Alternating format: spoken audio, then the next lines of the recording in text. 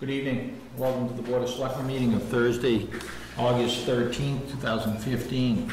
We have a few different agenda items this evening, but the first one we'll call on Police Chief Peter McGowan of his appointment of a new police officer. Chief McGowan, please, you have the floor. Good evening. Thank you for fitting me in a busy agenda. I'm here to recommend the board consider the appointment of a new part-time police officer. Catherine Kolodachek went through our screening process. We had almost 50 resumes for the position of part-time police officer. We had a citizen panel that worked through the top 10, and Catherine was the obvious choice. Everybody agreed that she'd be a perfect fit here.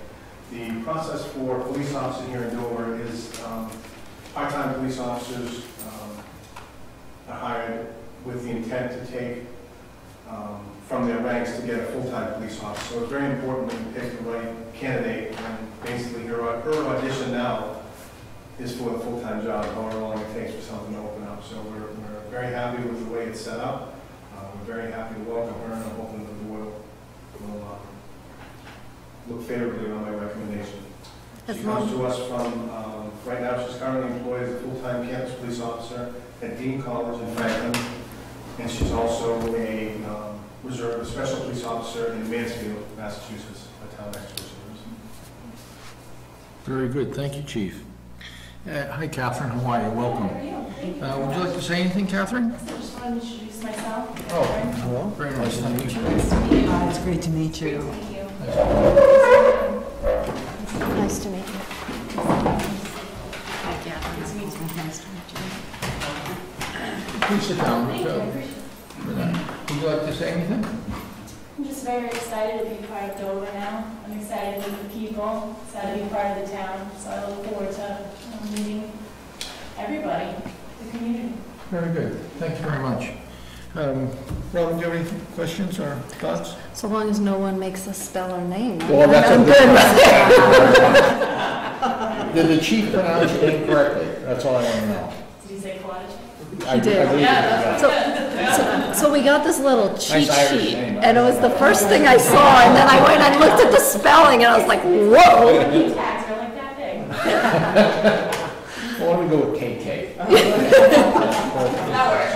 That's fine. Candace, would you like to? Right, ask I'm anything? just delighted to meet you. Welcome to Dover.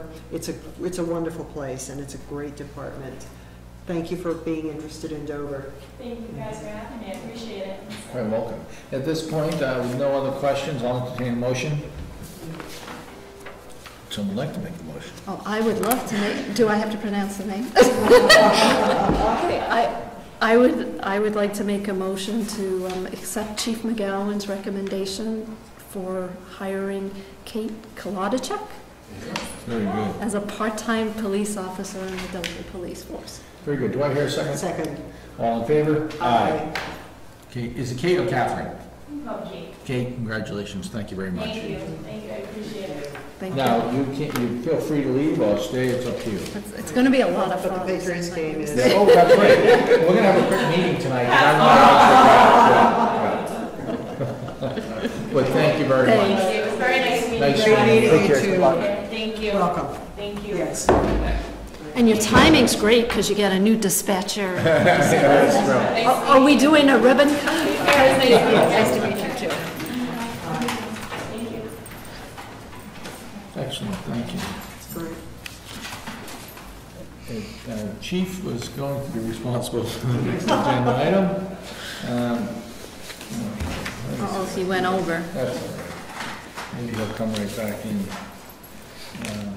But let's roll forward then. The next agenda item is a pre-hazard mitigation plan update by the Metropolitan Area Planning Council.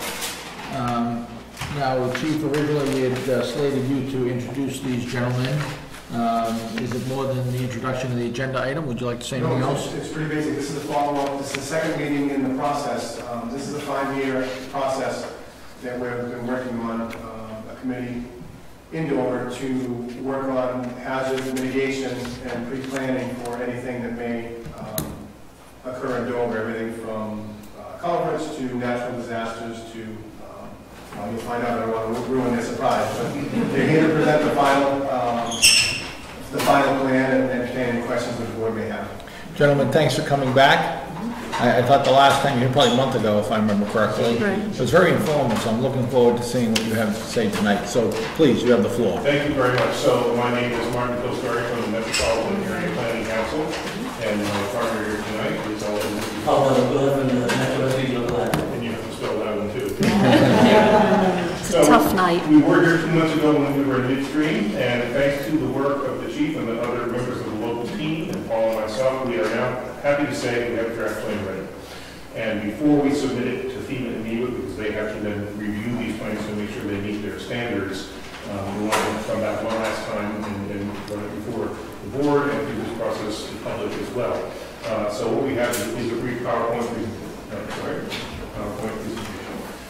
And this will recap a little bit of what we heard last time, so I'll move quickly through the very first introduction of the process itself, but just for those who may not have seen the last time and for the members of the public watching.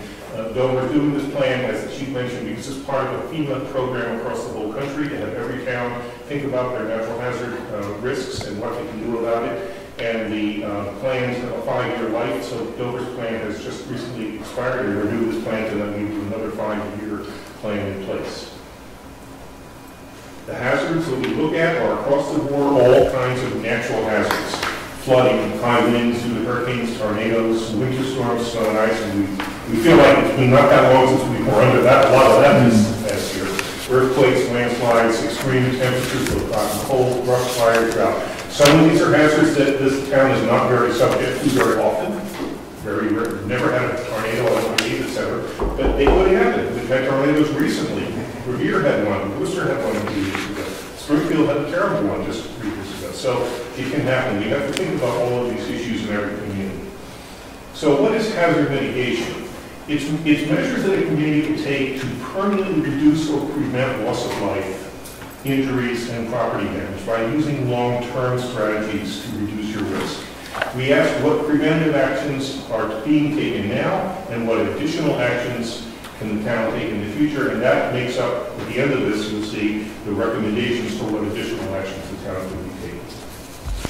So the point of these plans is to break the cycle of disaster, rebuild again. That Dover, I would say, has really not been subject to this as severely as some other communities, but across the country, many, even right in our own state, some other communities have repetitive losses, being development in places that constantly gets pounded by whether it's wind or floods or whatever. So looking at ways in which we can kind of break that cycle or reduce it to some degree.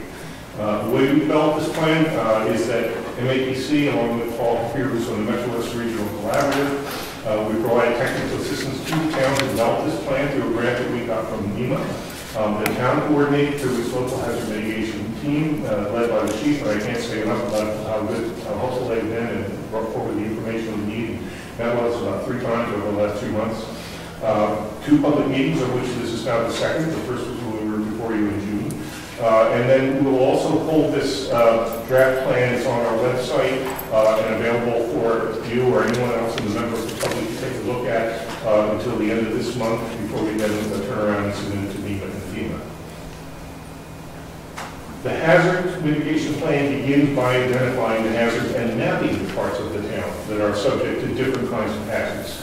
We start by looking at the high-level data, the federal FEMA data, and some of the state hazard mitigation plan, and then we coordinate with the local team to really drill down to the local issues. Where does it actually flood? At this intersection or at that neighborhood, we have flooding, even if it doesn't show up on a FEMA map. And that's the case. Some of the flooding areas are low drainage. They're not really riverine floodplains, but they're still problem areas. And you'll see we've identified some of those. So we identify the different hazards, and map them out throughout the community. There's a whole series of maps in this plan. There's 8 maps that show the different hazards and the different land uses lined up against them and critical facilities in the community. In fact, the critical, these are the locally identified hazard areas. And there's a long list there of about a dozen or so. The first 7 or 8 of them are flooding areas, and then the last 2 of them are areas that the fire chief has identified as potential areas for brush fires. So that's another kind of hazard that we look at. So these are all out. You can't see it at the scale, but if you see the map close up, each of those areas is actually plotted on the map as well. Looking at the record, what kind of flooding has the town been subject to? Well, actually, when we do this, we gather the river flow information from the nearest USGS flow gauge. And there's only a few of them around the state. You probably know, you happen to be one of the communities that has a flow gauge right in the town, right down there off of Mill Street. And this is the record of the highest flood in recent years. In the year 2010, when we had that series of spring rainstorms, and there's actually 3 storms in March.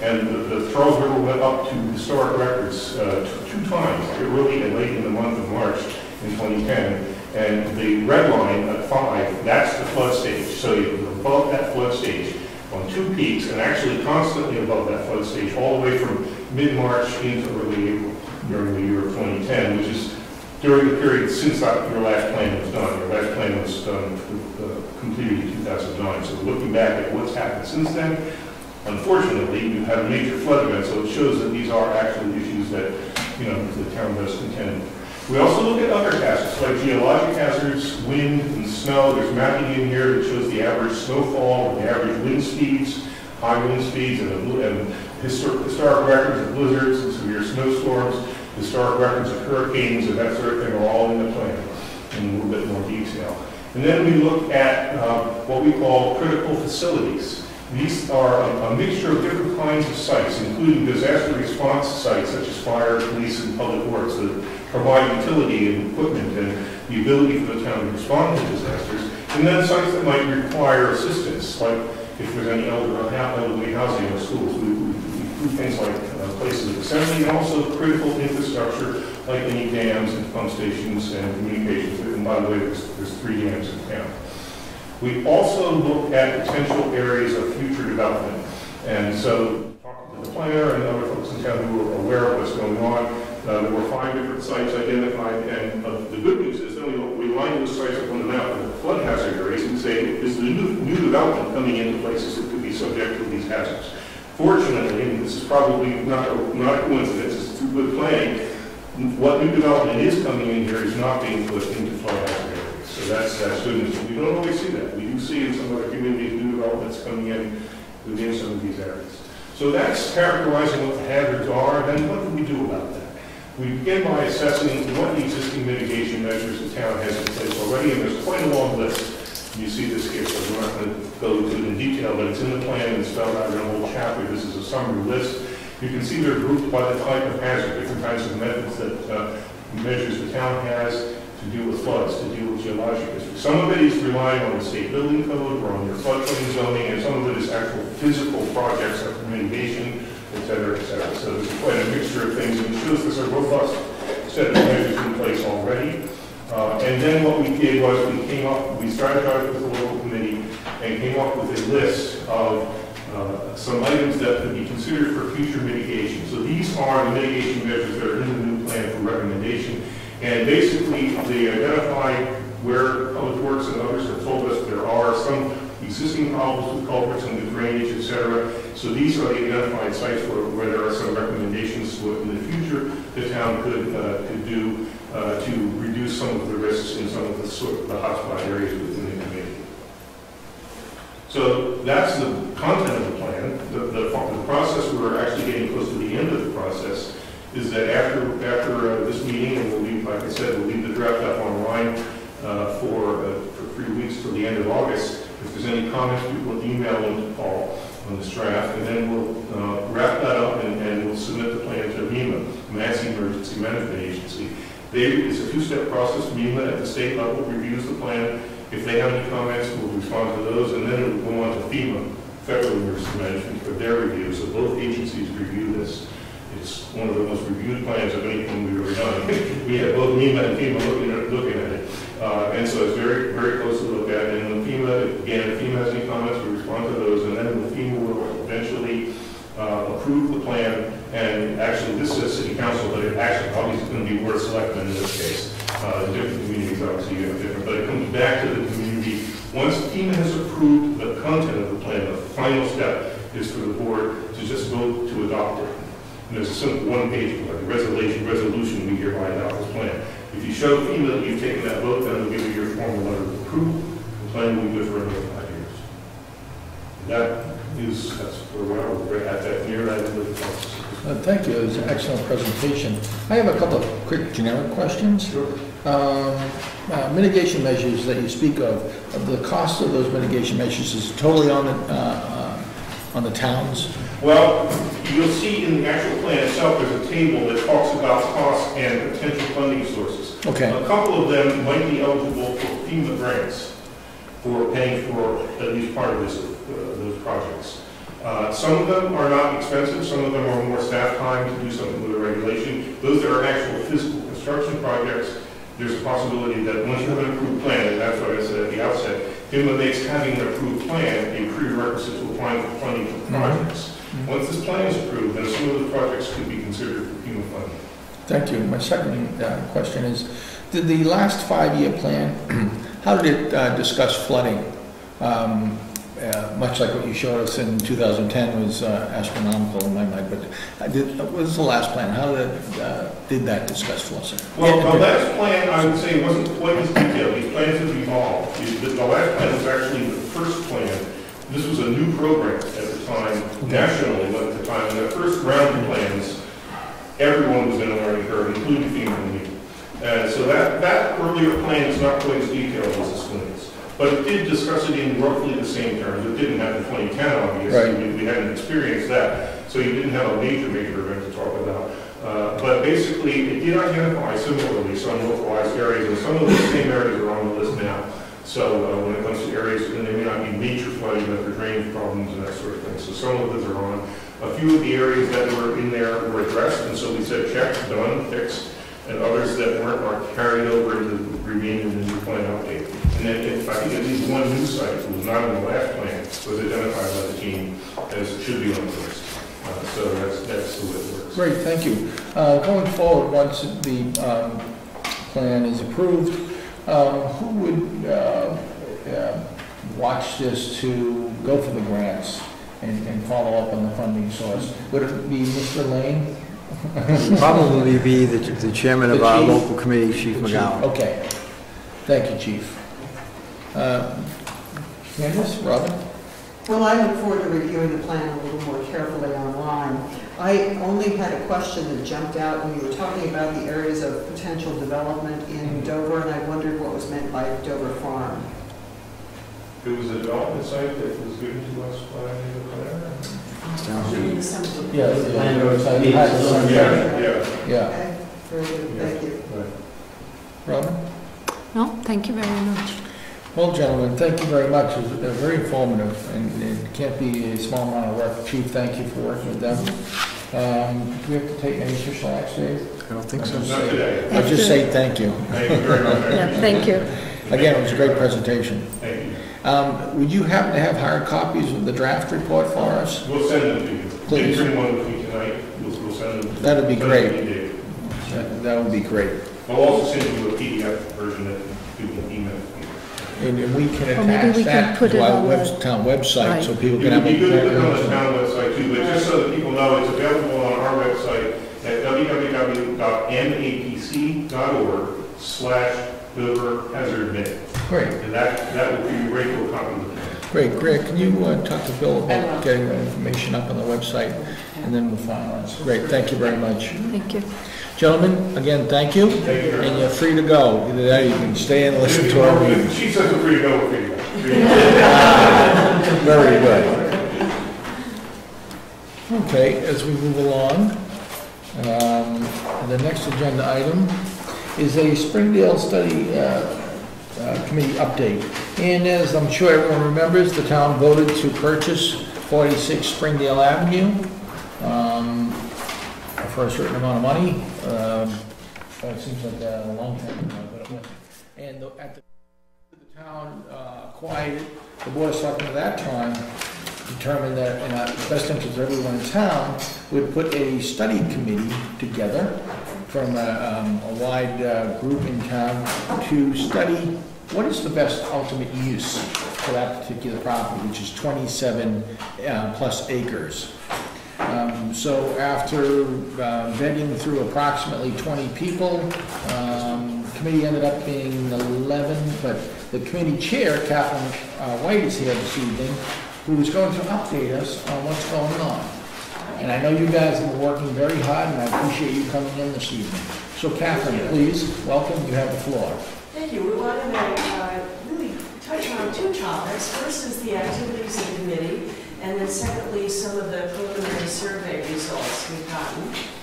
And so for activities, I know many of you were at the Mass Audubon presentation, which was very well received. We had over 50 people who attended that, giving us a sense of are there ways where we can have some combination of open space, which we love in Dover, as well as development. And so, and that copy, that is on the website under this Regional Study Committee.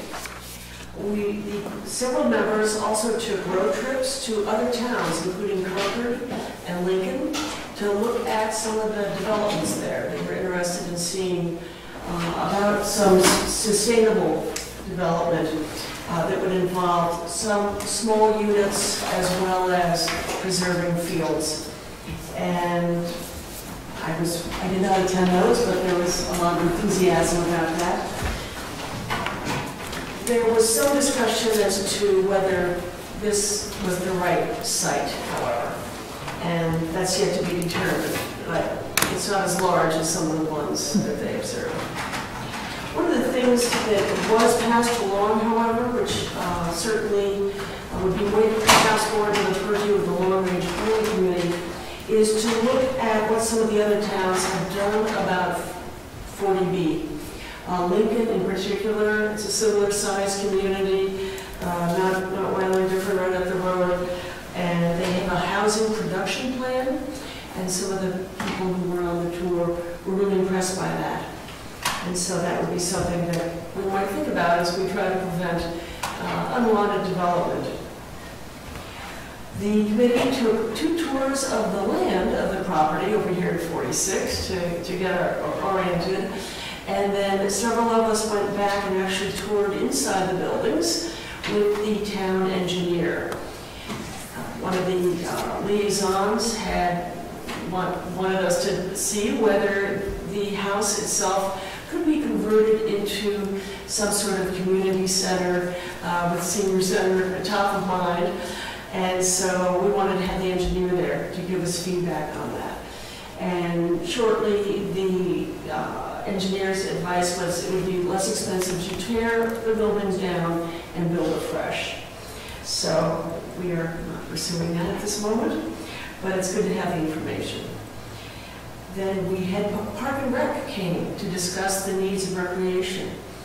One of the things we've done is we've formed 4 subcommittees. Recreation is one, open space is the second. We have a subdivision subcommittee and senior uses. And then yet to be populated will be our multi-use subcommittee, which will be kicking in probably next week. Park and Rec said that in response to some of the suggestions we've gotten from the community at one of the 6 meetings we've had about Springdale property, that there really was not a need, and that they felt that things like basketball courts and tennis courts were adequate.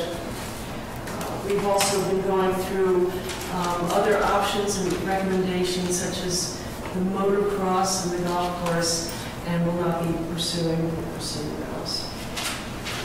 So let me give you a little sense as to a little preview of the survey. Now the survey only went out last week. We've already had 184 responses, which I think is great for August. And I'd say well over 100 came through the first day. And that shows the enthusiasm that Dover residents have around this topic. It was also, I have to credit two of my fellow committee members in particular, although everyone participated. We have two experts on the committee that have done surveys before, marketing experts.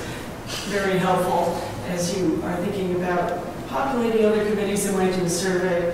I have some recommendations as to who you might want to include. And we think that not all the survey answers are really going to pertain that much to 46 Springdale, but they could be useful when we think about Dover as a whole. So, the early returns. I'm going to go through this very quickly. 41% of the people that, I should say 73% of the people that replied were between 40 and 65. And so we had a broad swath of middle-class residents. I was intrigued that over a third of the respondents have lived here at least 11 years, so 11 to 20 years, with 19% over 30 years. So we have people that have really been in town. They're not the people that have been here 2 to 5 years, so we can certainly welcome that as well. I took that as people that really understood what the history of Dover and what the feeling was, the culture of Dover, as a possible, when we think about our inputs.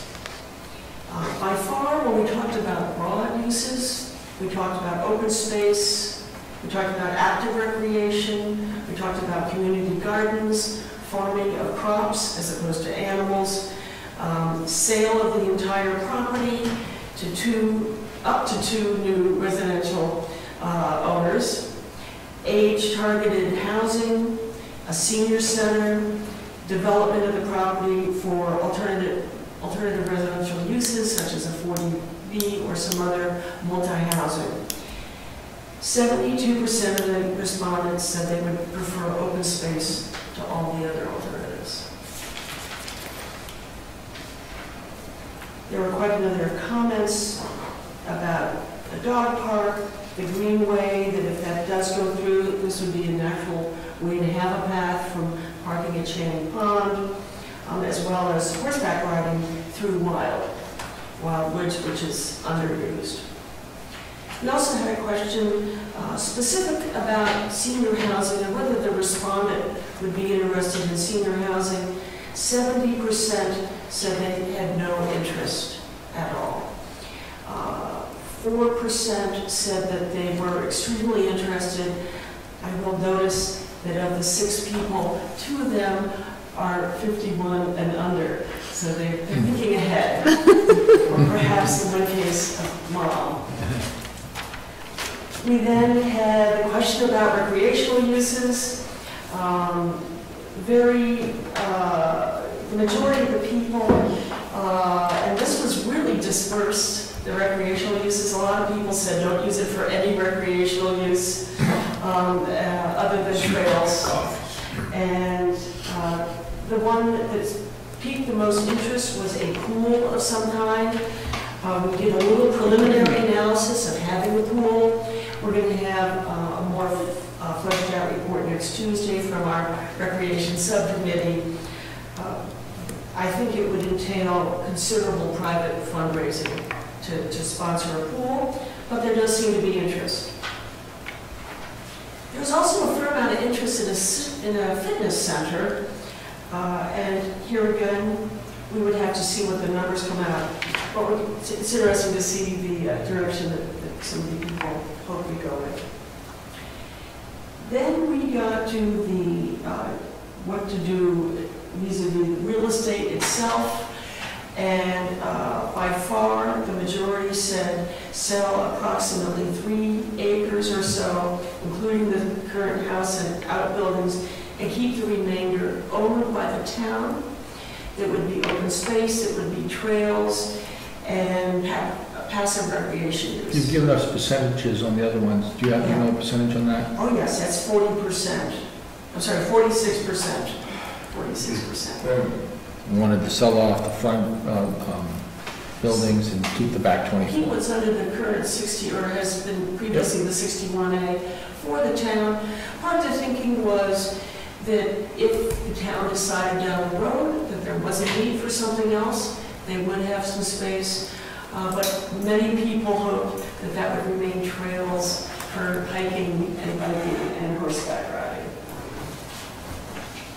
The least popular item was a housing development, not surprising given what we heard at the town meeting.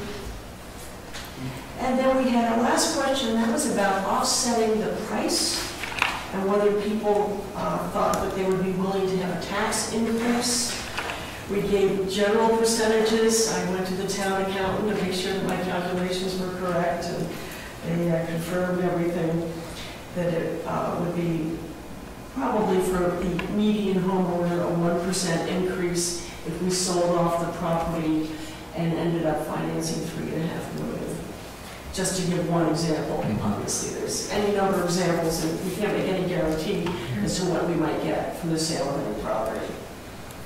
In this case, 43% of the people said to retain and use the majority of the property for open space and sell the existing house with limited acreage.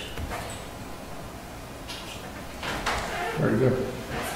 And so that, I should tell you, we had a few other comments I'll mention. We did have a couple of comments about a town managed 43. We had discussion about having community gardens also seemed to be quite popular.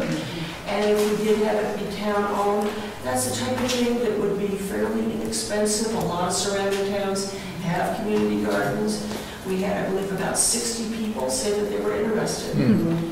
And it's also treading very lightly on the land. And if the town should decide to change their mind later on, or if there was not the participation, or if they needed the land for some other use, then that would give us a lot of flexibility. Very good, thank you, Catherine. A couple of quick questions. When the board put together the study committee, we're hoping that the study committee would come back to the board with a recommendation by early fall of this year for the purpose of going to town meeting 2016. We thought that would give everyone enough time to vet the recommendations and so forth. Is the committee, is that still a reachable goal? We believe so. We believe that we are still on track for that. And what we're hearing from the survey certainly seems that one of the more streamlined options would be what we would end up going with. Excellent. Your next meeting is Tuesday evening? That's right. 7:30? 7:30. Thank you. Very good. Any questions from anybody? Please, Robin. All right, Candace. Catherine, I would just like to thank you and the committee for doing such a fabulous job. I know you have looked at almost every option, I believe, that people have come up with. And I do get a lot of comments about, well, I don't think this committee's focused. And I said, no, this committee is following the selectmen's desire to look at every option that comes up, so that when we go to town meeting, we had done a comprehensive study of what the citizens of Dover want. So I am negligent in filling out the survey, but I will get to it. And I really do. Yeah, you should never give me a lot of time to do stuff. That's the problem. I got in and I said, oh, I have till September 10th. So. Right. But I really, personally, I know what a huge commitment it is. And I think I really do thank you and your committee. You've taken this seriously. I drive downtown Hall frequently and I see cars and I know who they belong to. So you guys are meeting a lot. So we really appreciate it. And I commend the board for being able to limit out. When I first put my name in the hat, I thought, oh, they're going to have a hard time getting volunteers for this one. And I was quite wrong, but very happy to participate. I also think some of the findings from the survey will be helpful on this particular property. So I kind of feel that we're getting a little bit of a bonus from the energy that the committee is expending. Excellent. Janice? I want to thank you. I've had the good fortune of participating in a couple of your meetings, and when I think back earlier in the spring, it was interesting to me how diverse the attention was at the time and the enthusiasm that everyone shared. I'm curious to know if any of the results from the survey have been very surprising to you in the committee. Well, the committee hasn't heard them because I just finished them 3 o'clock this afternoon. But they'll hear them on Tuesday. The one that really surprised me was community gardens, just because I think that so many people have land. But people like to garden together. And so I think that could be, we could certainly find a place for that, depending on the outcome. I wonder if part of this is tied, the large piece of Wellesley land that the town decided to purchase had the large expanse of community garden running along Weston Road. And it became almost emblematic for the open space. It almost became sort of the poster child for the cause. And I just wonder if many people noticed that and thought, well, gosh, as a matter of fact, wouldn't that be a wonderful thing to have in Dover as well? Just a thought. And there are actually 2 community gardens in Wellesley. I actually got more than one comment. Thank you for not spending $30 million like Wellesley did. Oh, there's your answer, Candace. There it is. Their parcel was a little bit bigger. That was the purchase from Wellesley College? It Wellesley College, yes. Good. But, yeah, so we'll have to see what the committee has to say. We'll even have a little bit more feedback next week. And of course, being August, people are away and traveling. So I just finished the Sunday vote this morning myself, so. Or lazy. August time. Well, thank you for coming in August, obviously, and perhaps in a month or a month and a half, you can come in and refresh our memories on what's going on, and then tell us how close you are to finalizing the draft recommendation. So keep us in mind, and we'll be attending your meetings anyway, just to listen. Great. You get a sense as to what we're going to be focusing on. Yes, the results, and also the research that the subcommittees have done. Very good. Thank you very much, Catherine. Thank you, Catherine. Okay, let me move on in our agenda this evening. And the next item to be discussed by Robin is an update on the Minuteman Regional Vocational Technical School. Robin, please. So I wanted to give the committee an update on Minuteman. It's only been a few months since my last update. So a week ago on Monday, I attended a meeting sponsored by the Sudbury Board of Selectmen. It was a meeting to discuss the building project and also to discuss the rumors that have been floating around regarding a district-wide meeting. In a nutshell, what was discussed at the meeting, which was hosted by Sudbury and run by one of the Sudbury Board of Selectmen, was there were a number of members of the region who do not support a 628 student school. There were also a few members that wanted to reopen the amended regional agreement, which was not passed. There has been a strong desire by 3 or 4 of the communities to have MSBA withdraw the project, and they have gone so far as to send letters to the MSBA along with letters to the district to ask that the project be withdrawn. There was also a desire expressed for the Commonwealth of Massachusetts to contribute towards the school to show their support for vocational education.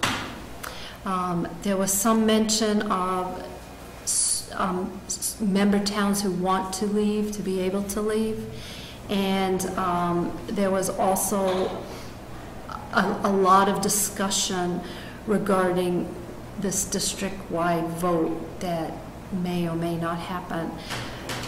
In a nutshell, the meeting was the ability for towns to express, and mostly towns were expressing their displeasure with the process, with the region, with one another. So it was a little bit of a bitch session. So where are we? The bottom line is the MSBA has provided or written to the region and basically said that they have reviewed the letters that have come to them. They strongly support a school. They will only support a school that is larger than 600 students. They are committed to maintaining a 40% reimbursement rate for the Minuteman project, which from what I understand is almost 10% more than what communities are getting right now. They have told Minuteman to begin to do as-built plans for a new school, and they want the town to commit to the region to commit to funding by June 30th. So what does that mean to us as members of this region? It basically means that we as a town will need to have this on our town meeting to vote on whether or not what our thoughts are, or whether or not to make a recommendation to the citizens of Dover. I think many citizens have heard me talk about at length about how, this agreement is somewhat punitive to Dover. At this point, we really don't have any choices. The amended regional agreement is off the table. 30 years ago, the town of Dover made a decision to be part of this region, and now we need to be part of the decision-making process, which this agreement allows us to be. So, we need to work, in my opinion, we need to work with the region on making sure that the most cost-effective school building that meets the needs of the region is built, more of a need-to-have rather than a nice-to-have. I think we all agree from the presentations that were made that a new building is in order. I feel really strongly that we also need the administration of Minuteman to come together and put together a process. We now know that DESE has approved non-member towns paying a capital fee towards this. I would like to have a memorandum of understanding between all of us in the region drafted so that we all know how these funds are going to work to offset or defray some of the costs to those of us in the region. What I would like to do tonight, I feel strongly that we should send our position to the administration as well as to the other Board of Selectmen in the town. I think if we could have a clean state, it really does not make sense for Dover to be part of the region and to express that. I can't figure out a way out of the region. And so what I would like to do is work with them to basically build a school that will be good for everybody in the region. So tonight, what I would like to do is get your thoughts and ask you if you're okay with me drafting a letter reflecting those, which will be reviewed by our council, and my goal would be to send that out before the end of August. Great, thank you. So I hope I wasn't too long. No, it's nice. But it's an excellent summary of what the heck's going on. A couple of points, though. The MSBA, from my understanding, is the different towns talk about building a smaller school. My understanding is they're not going to fund the 40% reimbursement if it's less than 600. Correct. So there is no handcuffed on reimbursement. the size of the building there. Okay. And the district-wide vote that I know the Minuteman Regions Council has opined to, that's the best way to get this done. Well, so, that's one of the things I forgot to address because I should have put my glasses on. So the school committee is not, there is a misconception going around that they're immediately going to a district-wide vote. The school committee is going to encourage towns to go through the town the town meeting approach. However, you need to just remember that under the current agreement, everything that happens needs to be unanimous. So as towns begin to have town meetings, if just one town votes no, the only option then, because right there you don't have unanimous support, the option then is to go to a district-wide vote. And so the committee is going to be working simultaneously both processes, because the district-wide votes has to happen before June 30th. Because there has to be a yes or no on the funding before then. So part of this will depend on the order of town meetings in our membership towns. Right. So Sudbury goes first. Right. Right. And also important fact, the district will pay for the election. Yeah, I remember that. From the timeline I see from this memorandum, you'd have 2 town meetings in the town of Dover if in fact the first one was an affirmative of the plan overall, in 60 days. Now, I don't even know if I would have to work with the clerk, and I think this is a time frame that everything has to be planned out, and the clerk obviously knows all this stuff better than I do. Yeah, we'd have to work the logistics, Is it obviously. possible to have it within 60 days? With pre-planning, I think there is, yeah. Okay. Right. And so I think we have to, and this is what Minuteman has to do as well, and they'll work with the towns to plan, because they basically have to do both. The MSBA will not hold this for another year. It's been in the system for 3 years now, which is almost unheard of. Yeah. I agree with you 100% that we should voice our opinion and with our dissatisfaction on what's happened so far. We don't have a strong voice to begin with. If there was a district-wide vote, right now we have a 1/16th equal vote as a district member. So I love the idea of drafting a letter, let special counsel look at it, and let our voice be heard, so to speak.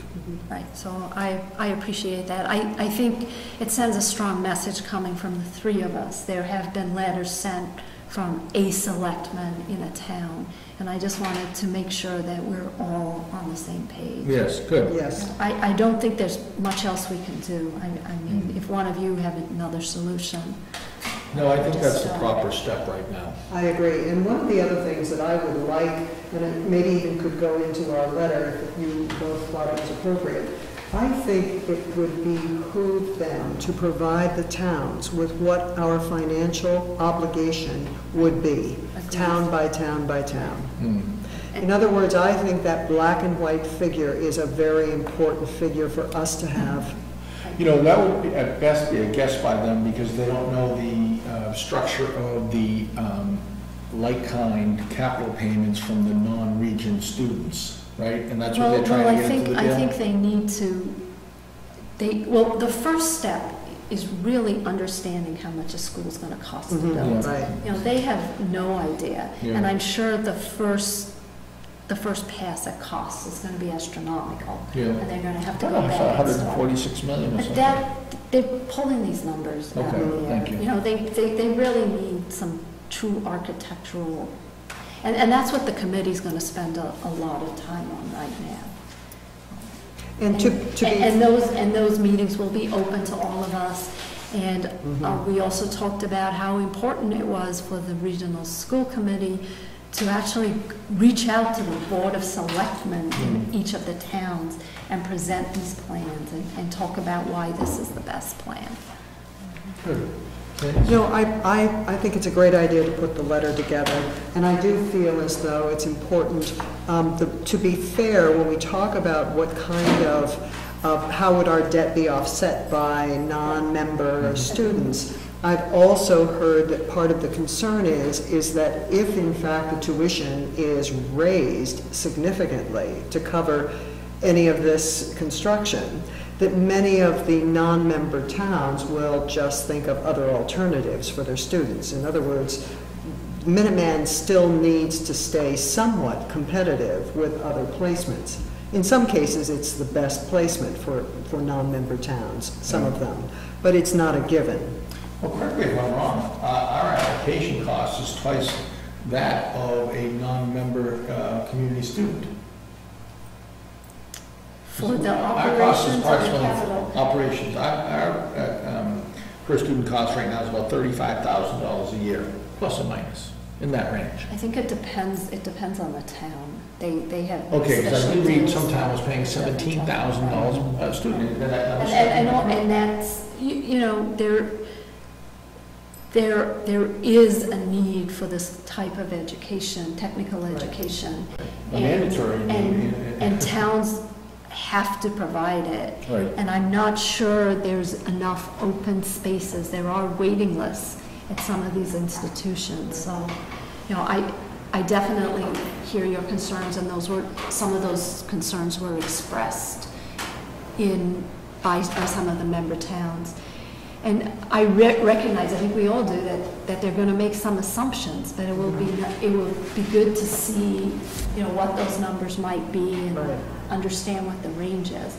You know, I will point out that under the current regional school agreement,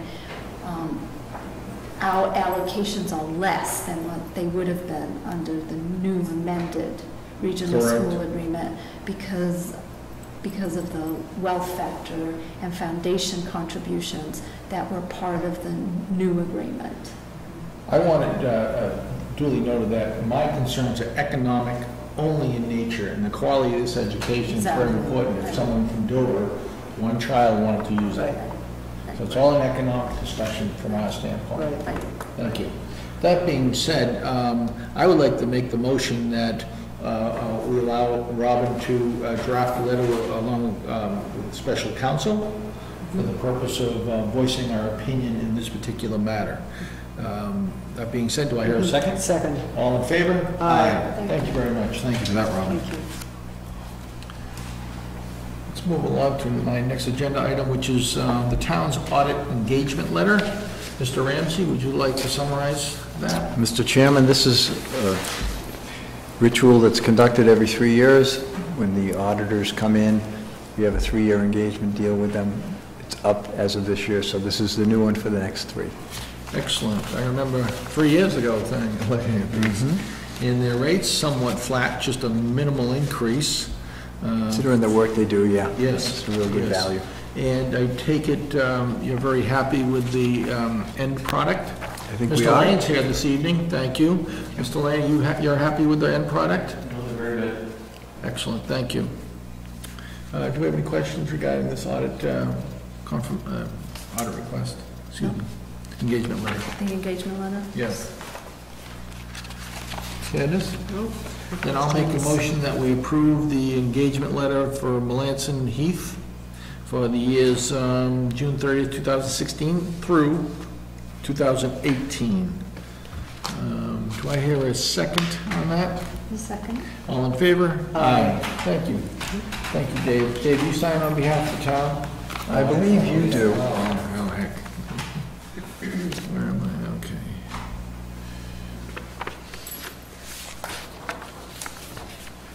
Good. Thank you very much. Next agenda item, we had appointments, but I don't think any of us are prepared for that this evening, so we will bypass that and go on to other business.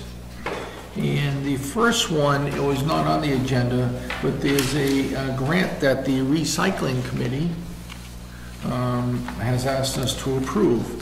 And Dave, can you speak to that, please? I can, Mr. Chairman. My apologies that it's not on the agenda. It was late breaking, opened this morning. And this is a request for a technical assistant grant from DEP that would provide some technical assistance to help them study the implications and logistics of a pay-as-you-throw program for Dover. And what's the amount of the grant? It's just technical assistance, 80 technical hours. assistance. So they provide the technical help to us to the tune of 80 hours. I know a little about that because the former Selectman Carol Lisbon, who's our recycling expert, kept me in tune on that. So I think it's an excellent opportunity to grab some outside counsel, so to speak, outside expertise to assist them in that endeavor. I do not have any other further questions on that, Robin? Neither do I think it's No, great. I don't either. Good. Then we will vote to approve the recycling committee in their quest for this grant. All those in favor? Aye. Thank you.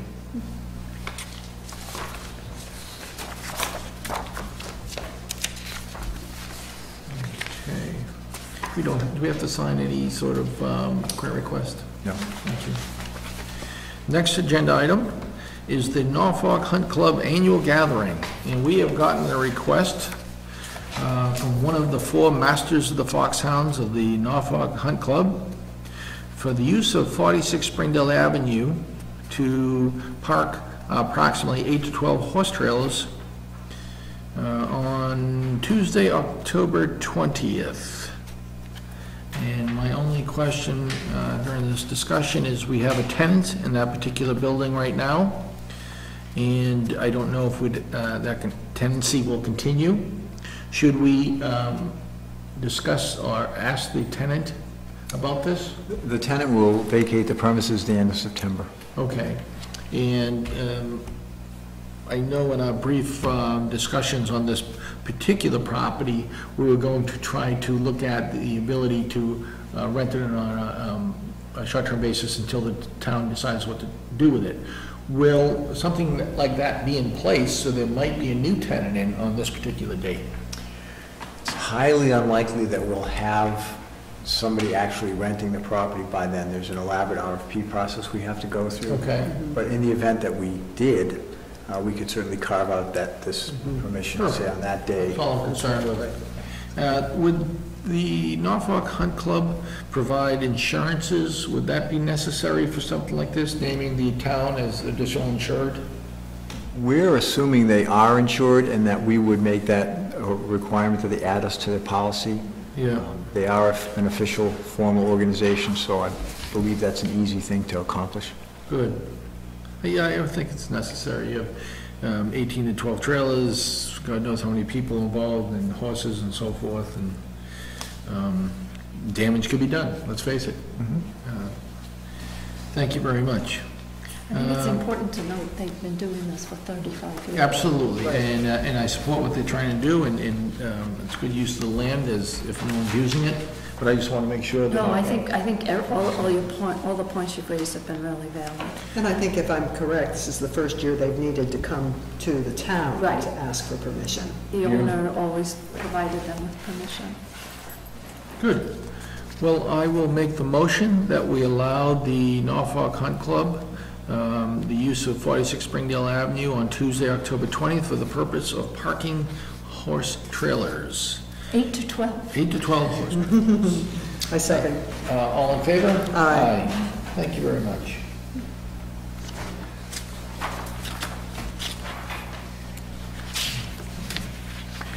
Will you just respond to him via electronic communication that's been approved? Thank you. Next agenda item on the other business is a reserve fund transfer, building maintenance.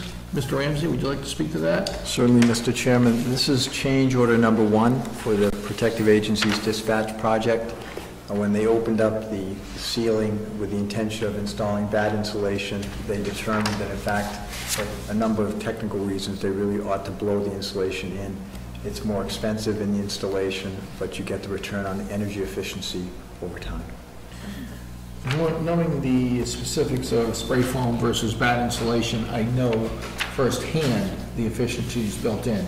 So I applaud the change in that, and I believe we have the funds and contingency funds in the plan. Right. We have the commitment to the contingency funds, but we need to get to actual cash, which is what the reserve fund transfer does. Good, excellent. And it's for $5,924. Good. I do not have any other questions for that. Robin or Candace? No question. Okay. So I will make the motion that we approve the request for transfer from the reserve fund in the amount of $5,496 for the building maintenance. For change order 1 for the police dispatch area renovation. Do I hear a second? Second. All in favor? Aye. Thank you. You're a trying to busy get back man. on track agenda-wise. Hey, well, keep going, Yeah. no time for chit-chat. Good, thank you. Doug Lawrence, who's chair of the warrant committee, is here this evening. Doug, do you have any questions regarding this before we close out the agenda item? Not on this particular agenda item, Right. Mr. Chairman. Thank you. Next agenda item is special licenses. And I will read them, and then we'll vote as one. I believe there's around 6 of them. Right. The first one is a retroactive one on August 10th at the, was that Connor Center. Connor Center? Thank you. The second one is for August, oh, they're on the back, are they both sided? Double-sided. Ah, so we have 12 versus 6, okay. August 11th at the Connor Center, also retroactive. The next being proactive is August 22nd at the Connor Center, a wedding. August 23rd at Elm Bank for a wedding. August 23rd, another wedding at Elm Bank? One's the cocktail hour, the other one is the wedding. Oh. It's the same event. I didn't get invited to that one. Either one. Okay, thank you for that one, Mona. August 30th, a wedding at Elm Bank. September 5th, Another wedding. a wedding at the Connor Center. Be beautiful in September. Let alone. September 25th, the Masters Gardeners Association at Elm Bank. On September 26th, Bar Mitzvah at Elm Bank. And last but not least, on October 4th, a fundraiser, the Raisin Foundation fundraiser at Elm Bank. Do I hear a motion to approve those as read? Second. So moved. Second. So moved. All in favor? Aye. Very good, thank you. See, I was trying to be so quick, Adam. Good, thank you. You take it on this time, so. I remember.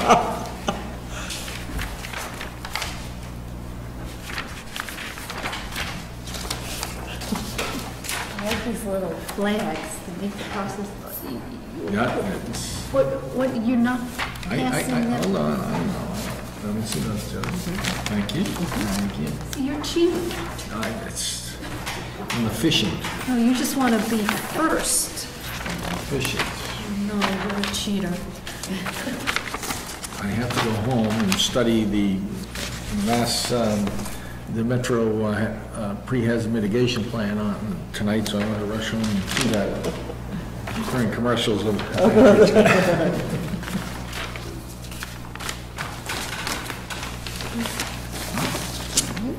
Thank you. Oh. Thank you very much.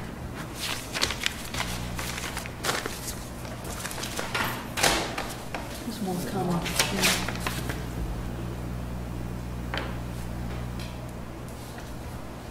You haven't broken her yet, huh? She insists on writing a whole name. No, it's getting shorter. Thank you, thank you. Thank you, Mona. Okay, our next agenda item is to approve the July 23rd, 2015 meeting minutes. I reviewed these this afternoon, I had no changes. Thank you for these wonderful minutes. Robin, I know you had a couple of changes. Right, and they're reflected in this version. Excellent. Candace? They're fine. Very good. Then I'll make a motion that we accept the meeting minutes of July 23rd, 2000. I would say there's one change to them that I just picked. It's July 23rd, 2015. Oh, I didn't even see that. So line 13, if we can just change the date. Do that. So as amended, I'll make the motion that we approve and accept the minutes. Do I hear a second? Second. All in favor? Aye. Thank you. 7:25, we usually have citizens' comments, we're running a little behind. Do we have any comments this evening? Lawrence, nothing? On my next agenda item then is a vote to go to executive session for the purpose of discussing collective bargaining. Not to return. Not to return, thank you, Robin. At this point, I'll poll the members to see if that's appropriate. Robin? Yes. Thank you. Yes. Good, and I vote yes unanimously. So with that being said, I'll entertain a motion for adjournment. I move that we adjourn the meeting. Do I hear a second? All in favor? Aye. Aye. Thank you very much. Good evening, and enjoy the rest of the summer. Thank you.